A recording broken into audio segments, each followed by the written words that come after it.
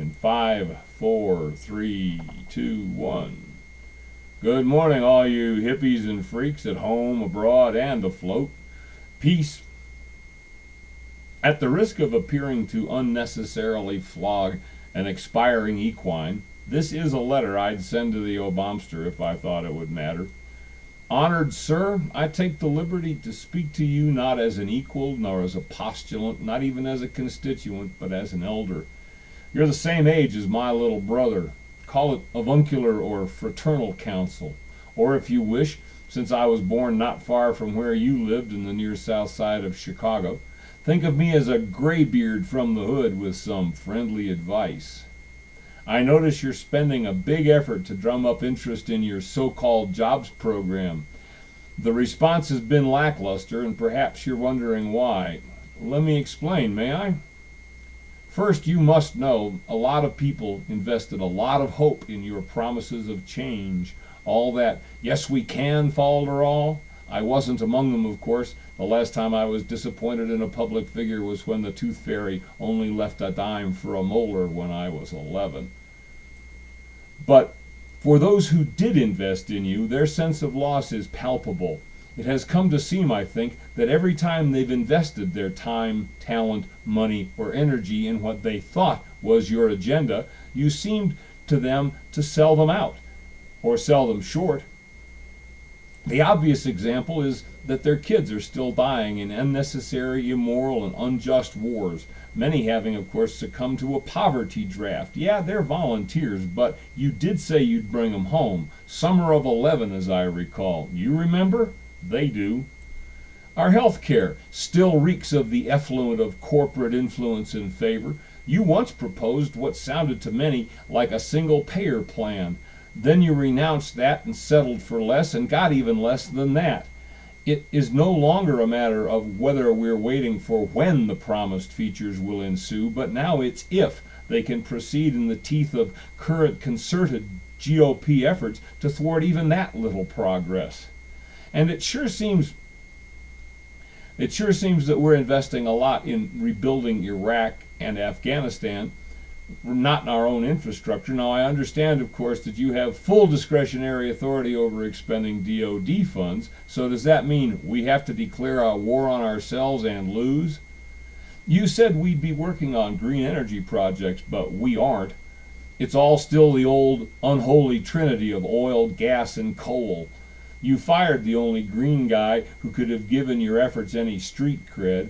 Are you waiting still for definite proof? You've apparently agreed to sign a bill to put an oil pipeline plumb across the continent from Canada to Mexico, or darn near. Over 100 million gallons of crude and other distillate petroleum products has spilled from domestic pipelines since 1999. It doesn't take much of that stuff in the water or on the ground to really screw things up for miles around. They had an experience like that along the Yellowstone River recently, and one in Michigan too. Does that give you any second thoughts? Some folks recall, and with impatience really, that you indicated we might get some of our freedoms back with you in the White House. Imagine their surprise when not only did you not twice even throw in a pro forma hesitation before renewing the Patriot Act, but the last time you even strengthened it. I bet you could have knocked them civil liberties folks over with a feather when you backed away from saving habeas corpus. You did say that people who committed war crimes should be brought to justice, but then you effectively trivialized those offenses. And now you seem to have discovered ways to surpass even the Bolsheviks for their bloody-handed enterprise. How many innocents have the drones killed in AFPAC? Have we lost count?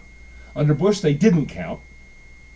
Didn't want to have a body count mentality or something, so they said. So if you're counting, even if we've lost count, I guess it's progress. If I'm any judge, your supporters were willing to fight for what they thought they heard you saying. Hell, at one time, you might have even have turned my head. But when crunch came, you always compromised. I say compromised, but that's being kind. They were giveaways, plain and simple. And it appears you're compromising our entitlements now. Social Security, Medicare, Medicaid, and all the rest of the safety net. Nobody knows what's on the table or off it. So why should someone invest energy in your already patently inadequate and probably doomed jobs program when we can all predict what yet another compromise will undoubtedly unveil?